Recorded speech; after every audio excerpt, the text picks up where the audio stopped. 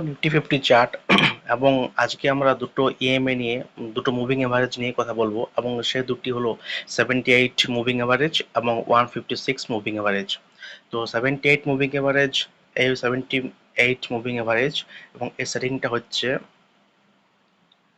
78, source হচ্ছে close, smoothing line হচ্ছে EMA এবং 9। ওকে, আরেকটা হচ্ছে 156 মুভিং এভারেজ, এর সেটিংটা হচ্ছে 156 ক্লোজ ইএমএ সিম্পল সিটিং। ওটা হচ্ছে 78 মুভিং এভারেজটা হচ্ছে কালো এবং 156টা হচ্ছে নীল। তো প্রথমে 78 দেখাচ্ছি।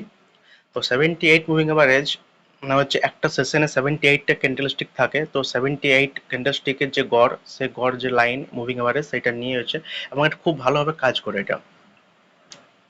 তো এখানে কেমন